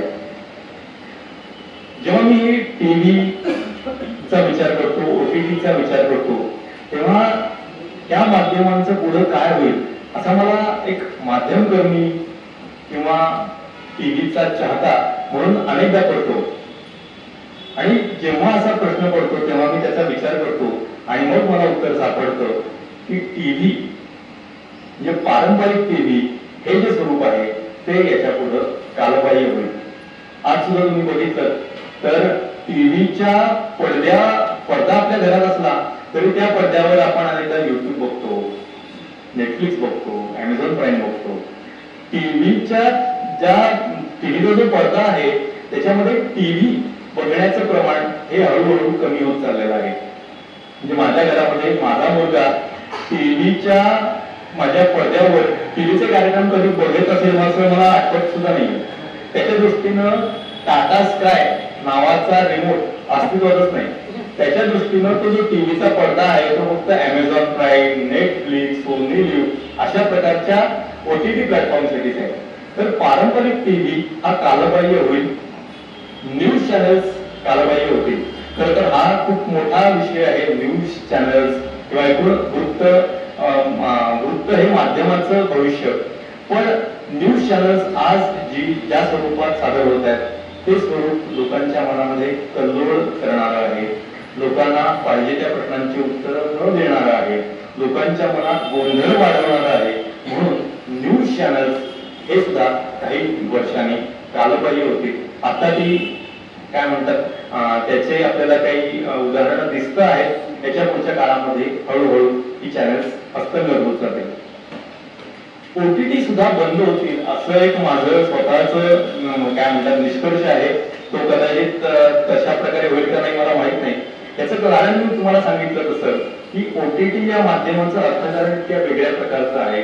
त्याचबरोबर त्या माध्यमाला मास अपील नाही. आणखीन टीव्ही हे माध्यम सध्या ज्येष्ठ नागरिक आणि महिलांनी व्यापलेलं असताना अजून OTT या माध्यमावर ते आलेले नाहीत. जेव्हा ते तिथे येतील तेव्हा OTT माध्यमांचं अर्थकारण आज सुद्धा बदलून जाईल आणि त्यानंतर OTT या माध्यमामध्ये सुद्धा खूप मोठ्या प्रमाणात कल्लोळ तयार होईल आणि त्यानंतर त्याचा फटका OTT माध्यमाला बसेल. त्यामुळे ते सुद्धा काही प्रमाणात अस्तंगत होईल किंवा अस्तंगत नाही झालं तरी त्याचा रिलेव्हन्स कमी होईल असं मला वाटतं. सगळ्यात महत्वाचं म्हणजे गेल्या काही वर्षामध्ये रंजनाचा जो प्रवास झालेला आहे तो बघता पुढच्या काळामध्ये वैयक्तिक कमी वेळाचं मनोरंजन ही गोष्ट वाढेल. आज तुम्ही टीव्हीवर मालिका बघत असताना सुद्धा बघा, तुम्ही मोबाईल हातात घेऊन रील्स बघत असता. तुम्ही मेट्रोमधून प्रवास करताना बघा, तुम्ही सतत रील्स बघत असता. ओटीटीवर अगदी इंटरेस्टिंग मालिका चालू आहे तेव्हा सुद्धा तुम्ही रील्स बघत असता आणि मोठ्या पडद्यावर अक्षरशः जंगला चित्रपट चालू असताना सुद्धा तुम्ही रील्स बघत असता. म्हणजे वैयक्तिक कमी वेळाचं आणि कमी खर्चाचं मनोरंजन ही प्रत्येकाची गरज आहे. ती गरज सध्या रील्स पूर्ण करतायत. त्यामुळं हे रील्सचं अर्थकारण किंवा रील्सची व्यापकता पुढच्या काही वर्षांमध्ये आणखी वाढत जाणार आहे. दुसरं म्हणजे लोकांना प्रचंड कंटाळा येईल. आता सुद्धा मी म्हणलं तसं तुम्ही 4 तास 5 तास जेव्हा या सगळ्या मालिका बघत असता तेव्हा एक क्षण असा येतो की मला हे काहीही नको, बास मी आता हे सगळं बंद करतो, मी डोळे मिटून घेतो, एखादं छानसं पुस्तक वाचतो, असा विचार तुमच्या मनामध्ये आता येतोय. पुढच्या काळामध्ये तो आणखी येत जाणार आहे आणि तुम्ही पुन्हा एकदा त्या पुस्तकांकडं, नाटकांकडं, चांगल्या चित्रपटांकडं वळणार आहात. अभिजात गोष्टी या अनेकदा त्यांच्यामध्ये काय म्हणतात चढ उतार होत असतात, पण अभिजात गोष्टी या कधीच कालबाह्य होत नसतात. तर तेव्हा जी दूरदर्शनची जेव्हा दूरदर्शन आलं तेव्हा लोक असं म्हणत होते की त्याच्या दूरदर्शनमुळे नाटकं बंद होते. नाटकं बंद झाली नाही, नाटकं वाढलीच. उलट नाटकवाल्यांनी दूरदर्शनचा खूप चांगल्या प्रकारे उपयोग करून घेतला आणि दूरदर्शनवाल्यांनी नाटकांचा चांगला प्रकारे उपयोग करून घेतला आणि दोन्हीचं खूप मिश्रण चांगल्या प्रमाणात काही वर्षांपूर्वी आपल्याला दिसायचं. सांगायचा मुद्दा काय की लोकांना सध्याच्या थकवणाऱ्या रंजनाचा कंटाळा येईल आणि ते अभिजात गोष्टींकडे नक्कीच वळतील. दुसरं म्हणजे एआयचा वापर, आर्टिफिशियल इंटेलिजन्स ही गोष्ट आपण बघतो. अजून आर्टिफिशियल इंटेलिजन्सचा टीव्ही मध्ये वापर झालेला नाहीये. म्हणजे टीव्हीच्या मालिकांची निर्मिती करताना अमुक एक व्यक्तिरेखा कशा प्रकारे पुढे वागेल याचा विचार करण्यासाठी टीव्ही वाल्यांनी एआयचा वापर अजून सुरू केलेला नाही. ओटीटीवर हिरामंडीमध्ये काय सोनाक्षी सिन्हाची व्यक्तिरेखा पुढच्या एपिसोड मध्ये कशा प्रकारे वागेल याच्यासाठी संजय लीला भन्साळीनं एआयचा वापर केलेला नाही, पण कदाचित पुढच्या काळात तो होऊ शकतो. त्या वापरामुळे काय होईल, ती मालिका कशी होईल, अर्थकारण काय होईल हे आपल्याला माहित नाही, पण एआयचा वापर या टीव्हीच्या आणि ओटीटीच्या दोन्ही माध्यमांमध्ये वाढणार आहे आणि तो वापर त्या सगळ्या क्षेत्रामध्ये आमूलाग्र बदल घडवून आणणार आहे हे पण आपल्याला दिसतं. त्याच्याबरोबरच विशिष्ट समूहांसाठी रंजनाची निर्मिती होईल. जसं मी म्हणलं की बाळूमामा ही मालिका तुम्हाला आवडो किंवा न आवडो ती बहुजन वर्गासाठी आहे, त्यामुळे ती मालिका तुम्हाला बघावीच लागेल. पण तुमची एखादी गरज असेल तर तुमच्या गरजेसाठी सुद्धा टीव्ही वाले, ओटीटी वाले नक्की प्रयत्न करतील. सध्या युट्यूबच्या माध्यमातून असं आपल्याला दिसतं की विशिष्ट समूहांसाठी रंजनाची निर्मिती होती. म्हणजे काही लोक जर शेतकरी असतील तर शेतकऱ्यांना एखाद्या पांढरपेशा वर्गातल्या विशिष्ट पुस्तकावर आधारित मालिकेमध्ये रस नसेल, पण त्याला शेतकरी मुलीचं काय होतं या विषयावरची गोष्ट सांगणाऱ्या एखाद्या मालिकेमध्ये रस असेल. ही गोष्ट कदाचित टीव्ही वाले, ओटीटी वाले सांगणार नाहीत, पण ती गोष्ट युट्यूब मधलं एखादं चॅनल नक्की सांगू शकतं. म्हणूनच ते लोक युट्यूबकडे वळतात. किंवा आता जसं मी म्हणलं की साहित्यविषयक कार्यक्रम तुम्हाला टीव्हीवर दिसत नाहीत, पण साहित्यविषयक काही कार्यक्रम तुम्हाला युट्यूबवर दिसू शकतात. पोस्ट कोविड अनेक बदल झाले, तर त्यातले खूप ठळक जाणवणारे बदल ते म्हणजे अनेक लोक पुन्हा एकदा अभिजात्यकडे वळलेले आहेत. अगदी कालच मी सलील कुलकर्णींच्या 21 कवींची 21 गाणी या कार्यक्रमाला गेलो होतो.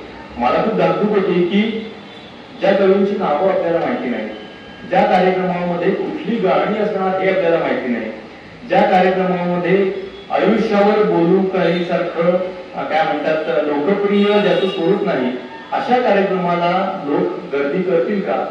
पण तो कार्यक्रम, ते सभागृह अक्षरशः 75% जास्त भरलेलं होतं. गेल्याच आठवड्यात आम्ही ऋषिकेश जोशींच्या संयुक्त मानापमान या नाटकाला गेलो होतो. 100 वर्षांपूर्वी जेव्हा बालगंधर्व आणि केशवराव भोसले एकत्र आले होते आणि त्यांनी 100 रुपयाचं तिकीट ठेवून संयुक्त मानाचा प्रयोग केला होता. त्या प्रयोगाची गोष्ट सांगणाऱ्या नाटकाला कितपत प्रेक्षक येतील अशी मला धाकधूक होती, पण ते नाटक होत होतं. त्या नाटकाच्या गाण्यांना टाळ्या पडत होत्या. तरुण मंडळी त्या नाटकाला खूप मोठ्या प्रमाणावर उपस्थित होती. याचा अर्थ अभिजात गोष्टींकडे लोक वळतायत आणि याच्या पुढच्या काळामध्येही ते नक्की वळतील. एकीकडं आपण असं म्हणलं की टीव्ही माध्यमामध्ये, OTT माध्यमामध्ये खूप मोठ्या प्रमाणावर बदल होत आहेत. हे होत असलं तरी अभिजात गोष्टींकडे लोक पुन्हा एकदा वळणार आहेत आणि ते वळत राहतील हे नक्कीच आहे. माझ्या भाषणाचा शेवट मी फक्त थोड्याच गोष्टींनी करेन की एकेकाळचं सभ्य निरागस दूरदर्शन ते हजारो चॅनल्स असलेलं आणि अध्यात्मापासून आर्थिक विषयांपर्यंत वेगवेगळ्या विषयांवरची चॅनल्स असलेलं टीव्ही माध्यम ही स्थित्यंतराची रंजक अद्भुत गोष्ट नक्कीच आहे. या माध्यमातल्या त्रुटी दूर करायला OTT नावाचं माध्यम पुढे आलं आणि घरातल्या छोट्या पडद्यावरून टीव्ही चॅनेल्सची जागा OTTनं घेतली. या स्थित्यंतरामुळे मनोरंजनाच्या शैलीपासून अर्थकारणापर्यंत अनेक गोष्टी बदलल्या आणि बदलत जाणार आहेत. मात्र त्यांच्या रंजनामुळे आपण माणूस म्हणून बदललो आहोत का हा प्रश्न मात्र आपल्याला विचारावाच लागेल. एकेकाळी मुलांना गोष्टी सांगणारे आजी आजोबा जर लागीर झालोची आणि माझ्या नवऱ्याची बायकोमध्ये व्यस्त झाले तर नातवंड हिरामंदी, शेरॉक, क्वीन बघणारच की. टीव्हीचा छोटा पडदा घरात मोठा पडदा तयार करत नाही का हे मात्र आपण बघितलं पाहिजे. पूर्वी टीव्हीचा छोटा पडदा घराचा आरसा होता, मात्र आता तो राहिलेला नाही ही गोष्टही तितकीच खरी. उलट जत्रेतल्या आरशाप्रमाणे आपलंच साधं रूप वेडं आणि विचित्र स्वरूपात दिसायला लागलं आहे ही या माध्यमाची सगळ्यात मोठी त्रुटी आहे. त्यामुळं छोटा पडदा कितीही बदलू दे, आपण आपल्या हातात रिमोट ताकदीनं राहील याची काळजी घेऊया. पडद्यावरच्या बदलांबरोबरच छोटा पडदा नात्यांमध्ये पडदा पाडत नाही का याचाही विचार करूया आणि या पडद्याचं महत्व आपल्या आयुष्यात छोटच राहूया याची काळजी घेऊया. दूरदर्शन तुम्ही आता बघत नसला तरी दूरदर्शीपणा दाखवणं हे मात्र आपल्याच हातात असतं, तो आपण दाखवूया.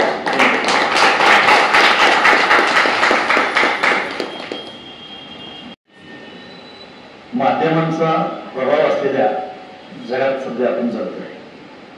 अशा वेळेला कल्लोळ वाढवणारे कार्यक्रम आपल्या समोर असताना सुद्धा लोक पुन्हा अभिजाततेकडे वळतील, लोक पुन्हा पुस्तकं वाचायला प्रवृत्त होतील आणि आजीबाई पुन्हा नातवंडांना गोष्ट सांगू लागेल. अशा एका आशादायक अशा कीनोटकडे आपण आम्हाला नेऊन ठेवलं. मला वाटतंय आपण हे व्याख्यान ऐकून जाताना हे पाते सोबत घेऊन जाऊ. त्याबद्दल मी निश्चितपणे आपल्याला धन्यवाद देईन. एक 2 निवेदन प्रसाद जोशी करतील आणि त्यानंतर रोहित जोळेकर आभार मानतील आणि हा कार्यक्रम संपतो. व्हॉट्सअप आणि फेसबुक कशात बोलतो आम्ही 24 तास हल्ली. व्हॉट्सअप आणि फेसबुक ही सोशल नेटवर्किंग आहे. व्हॉट्सअप आणि फेसबुक ही सोशल नेटवर्किंगची साधनं आहेत. म्हणजे त्यांच्यामध्ये रंजन हा भाग नाही, त्याच्यामध्ये नेटवर्किंग. म्हणजे मार्क झुकरबर्गनं फेसबुक सुरू केलं तेव्हा नेटवर्किंगसाठी त्यानं पहिल्यांदा सुरू केलं, म्हणजे त्याच्या कॉलेजमध्ये मित्रमंडळींची ओळख वाढवण्यासाठी. तर अशा प्रकारे हे सोशल नेटवर्किंगचं साधन आहे. त्याच्यामध्ये एंटरटेनमेंट हा भाग नाहीये. दूरदर्शन म्हणजे टीव्ही किंवा वेब सिरीज OTT हे प्युअरली एंटरटेनमेंटचं साधन आहे. त्याच्यामुळे त्याच्या दोन्हीच्या याच्यामध्ये खूप फरक आहे. 24 तास हातात आमच्या सिरियस स्पेशली 24 तास मोबाईल व्हॉट्सअप. खरंय. त्यामुळे तुम्ही म्हणलं तसं रिमोटचा कंट्रोल जसा आपल्या हातात आहे तसं फेसबुकवरचं एक्झिट बटन सुद्धा आपल्या हातात आहे. ते पण आपण आपल्या हातात ठेवलं पाहिजे. मला एक तुम्ही त्याचा उल्लेख केलेला आहेच आहे. टीव्ही माध्यम काय प्रकारे मालिका चालू आहेत आणि मग एकूण प्रवास असेल तर मुलामध्ये दूरदर्शनवरती आपल्याला काहीतरी सकस आणि चांगलं बघायची सवय असताना आपल्याला टीव्ही माध्यमाकडे वेगळे चॅनल्स आले त्यांनी ते सुमार दर्जाकडे न्यायला सुरुवात केली, तर त्याचं कारण काय आहे? म्हणजे आम्हाला ते प्रश्न पडतात पण कळत नाही आहे. मी पहिल्यांदा जसं सांगितलं की दर्जाकडून संख्येकडं असा प्रवास या माध्यमातून झालेला आहे आणि एकाधिकारशाहीकडून लोकशाहीकडं आणि लोकशाहीकडून बेबंदशाहीकडे झालेलं आहे. तर ती बेबंदशाही तुम्हाला त्या सगळ्या दर्जामध्ये दिसते. आता कसं आहे की दूरदर्शन मध्ये कोणीतरी कंट्रोल करणार असायचा. म्हणजे दूरदर्शन पूर्वी माहिती प्रसारण मंत्रालयाच्या अखत्यारीत होतं आणि नंतर ते प्रसार भारतीच्या अखत्यारीत येतं. अजूनही दूरदर्शनवर कोणीतरी कंट्रोल करणार आहे, पण झी टीव्हीवरच्या मालिकांमध्ये कंट्रोल करणार कोणीही नाही. कारण झी टीव्हीवर काम करणारे 15,000 लोक आहेत. 15,000 लोक, 15,000 क्रिएटिव्ह लोक यांच्यावर कंट्रोल ठेवणार कसा? झी टीव्हीच्या तुम्ही वाहिन्या बघितल्या तर त्या वाहिन्यांची संख्या 100च्या पुढे. म्हणजे आपले सुभाषचंद्र गोयल ते झी टीव्हीवर कंट्रोल ठेवतील का झी बिझनेसवर कंट्रोल ठेवतील का हिंदी झीवर कंट्रोल ठेवतील? हे आता कोणाच्याही कंट्रोलच्या बाहेर गेलेलं माध्यम आहे. त्याच्यावर कोणीही कंट्रोल करू शकत नाही. मी 10 वर्ष पाहिले, 10 वर्ष तुमची साधी मोठी आणि घरघरी काय 10 वर्ष कंटिन्यूस पाहिला. हे 2 सिरियल 10 वर्ष कंटिन्युअसली पाहिले. मी एकटा एकच वाटला नाही. मी म्हटलं 4-4 सिरियल पाहतो तर कसं काय बाहेर पडायचं?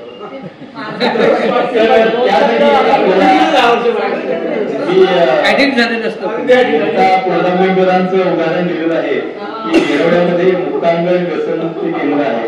तिथे अतिशय कमी खर्चामध्ये कुठलीही व्यसनं तुम्हाला सोडून देण्याची सोय आहे. तुम्हाला पाहिजे असेल तर तुम्ही त्या केंद्राची मदत घेऊ शकता. पण तुम्ही जे आता सांगितलं तर त्यांच्या स्वतःची मार्केटिंग टीम असते आणि त्या मार्केटिंग टीम कडनं गोष्टी येतात. तो माझा प्रश्न आहे की इथे बसणारा मोस्ट ऑफ दी प्रेक्षक वर्ग जर का म्हणत असेल की या जाणाऱ्या सिरियल्स मला आवडत नाहीये, तरीही जर का तिकडनं सांगण्यात असं असेल की ह्याच प्रकारचा कंटेंट लागतो म्हणून तुम्हाला देतो. हे कसं झालं माहिती का? अगं मशीन मला कुठे नाही. 10 वर्ष तुम्हाला ती मालिका आवडत नाहीये तरी सुद्धा तुम्ही ती बघताय. त्याच्यामुळे त्या मार्केटिंग वाल्याला ती मालिका चालू ठेवायची वाटते. तुम्ही तुमच्या रिमोट बंद करा ना. तुमच्या सोसायटी मधल्या सगळ्या लोकांनी जर एके दिवशी ठरवलं की लागेल झाल्याची ही मालिका बंद करायची तर अक्षरशः ते जे टीव्ही तुमच्या सोसायटीत धावत येतील. टीआरपी कुठून शोधतात ते? टीआरपी म्हणजे प्रत्येक त्यांनी काही हे केलेलं असतं. काही टीव्ही चॅनेल्स ते रॅन्डमली सेट निवडलेले असतात आणि त्याच्यामध्ये टीव्हीच्या सेटच्या आत त्यांचं मशीन ठेवलेलं असतं आणि कुठल्या प्रकारे कुठले कार्यक्रम तुम्ही कुठल्या वेळी बघता त्याचं सगळं व्यवस्थित मोजणी केली जाते. पण मला एक इथं सूचना पण म्हणजे माहिती पण द्यावी वाटते की टीआरपी सुद्धा मॅनिप्युलेट करता येतात. पण टीआरपी मॅनिप्युलेट करता येत असले तरी तुमची आवड मॅनिप्युलेट करता येत नाही. तुमची आवड मॅनिप्युलेट असं माझं म्हणणं आहे. कारण मी एकही टीव्हीवरची सिरियल बघत अजिबात बघत आहे. पण माझं मुद्दा कसं की दूरदर्शनवरच्या मालिका आपण बघायचो त्या अजून आठवतात. ती गोष्ट असताना ह्या सुमार दर्जाकडे नेण्याचं त्यांना संख्या कशी आहे आपल्यावरती त्यांनी तुम्ही उदाहरण वेगळ्या प्रकारचं देतो. तुम्ही लक्ष्मी रोडवर समोर जो रस्ता आहे त्या रस्त्याचं उदाहरण द्या. पूर्वी 5 वर्षापूर्वी या रस्त्यावर 10 वाहनं जात असतील तर ती 10 वाहनं कंट्रोल करणं ट्रॅफिक पोलिसांच्या किंवा अगदी नगर वाचन मंदिराच्या कार्यकारिणीच्या सदस्यांच्या हातात होतं. आज जर त्याच रस्त्यावर 10,000 वाहनं जात असतील तर ती कंट्रोल करणं हे ना नगर वाचन मंदिराच्या कार्यकारिणीच्या सदस्यांच्या हातात आहे ना ट्रॅफिक पोलिसांच्या हातात आहे. ते हातात आहे फक्त तुमच्या. मी या रस्त्यावरून जाताना सिग्नल पाळीनच, मी या रस्त्यावरून जाताना उलट जाणार नाही असा जेव्हा तुम्ही स्वतः प्रयत्न कराल तेव्हाच ती गोष्ट कंट्रोल होऊ शकते. मी तुम्हाला वारंवार सांगतो टीव्हीवरच्या मालिकांना नावं ठेवू नका. स्वतःच्या आवडीला नावं ठेवा. तुमच्याकडे अनेक गोष्टींचे पर्याय आहेत. तुमच्याकडे पुस्तकांपासून ओटीटी पर्यंत अनेक गोष्टींमध्ये उत्तम उत्तम गोष्टी आहेत. तुम्ही त्या निवडा. तो चॉईस तुमचा आहे. 10 वर्ष तुम्ही जर ती मालिका तुम्हाला आवडत नसून सुद्धा बघत असाल तर दोष त्या चॅनेलचा नाही, दोष तुमचा आहे. कदाचित खरं मला नगरवाचन मंदिरात पुन्हा एकदा यायला आवडेल, कारण वृत्तवाहिन्यांचं अर्थकारण आणि एकूण माध्यमांचं विश्व याविषयी खरं मी पहिलं भाषण केलं होतं. तूर्त तरी मी स्वतः आकाशवाणीवर बातम्या देत असल्यामुळे थोडंसं माझ्या सांगण्यात बायस असेल, पण दूरदर्शनच्या बातम्या आणि आकाशवाणीच्या बातम्या तुम्ही जर ऐकल्यात तर तुम्हाला त्यातून समाधान मिळतं. आकाशवाणीच्या सकाळी 7:10च्या बातम्या किंवा दूरदर्शनवरच्या संध्याकाळी 7:30च्या 9:30च्या बातम्या ऐकल्या तर तुम्हाला पूर्ण जगाचा आवाका येतो. कारण मी स्वतः आता दोन्ही माध्यमांमध्ये काम केले म्हणून सांगू शकतो की निष्पक्षपाती बातम्या कुठं असतील तर ते अजूनही त्या माध्यमामध्ये आहेत. मला वाटतं तासभर सरांनी आपल्याला ठेवून ठेवलं. त्यांच्या वक्तृत्व शैलीने सरांनी आपल्याला अक्षरशः तासभर मंत्रमुग्ध केलं आणि दूरदर्शन ते OTT ह्या प्रवासामध्ये आपल्याला खूप सुंदर अनुभव दिला. मला वाटतं या सगळ्याचं सार म्हणजे मला जे कळलं आपल्या सगळ्यांना तर नक्कीच कळलंय, कंट्रोल हा जो शब्द आहे तो फार महत्वाचा आहे. मला वाटतं परत परत आपण इथून जाताना काय घेऊन गेलं पाहिजे तर कंट्रोल घेऊन गेला पाहिजे. OTT असो अथवा दूरदर्शन असो या सगळ्यांवरती आपला स्वतःचा कंट्रोल असणं फार आवश्यक आहे आणि आत्ताच्या घडीला ते खूप आवश्यक आहे. आभार प्रदर्शनामध्ये मी सरांचे खूप आभार मानतो की त्यांनी इतकं सुंदर पद्धतीने आपल्याला विश्लेषण करून दिलं आणि दूरदर्शन ते OTT हा प्रवास आम्हाला अक्षरशः रंजक केला. परत त्याबद्दल मी नगरवाचन मंदिरातर्फे सरांचे खूप आभार मानतो. तसंच आपल्या सगळ्यांचे आभार, कारण आपण आज सर म्हणले त्याप्रमाणे रविवारी सकाळी दूरदर्शननी काही आपलं OTT माध्यम किंवा कुठल्याही टीव्ही मालिका ठेवल्या नाहीत, परंतु आपण एवढ्या मोठ्या संख्येने आज हा विचार ऐकायला इथे आला त्याबद्दल आपल्या सगळ्यांचे पुणे नगर वाचन मंदिरातर्फे मी खूप खूप आभार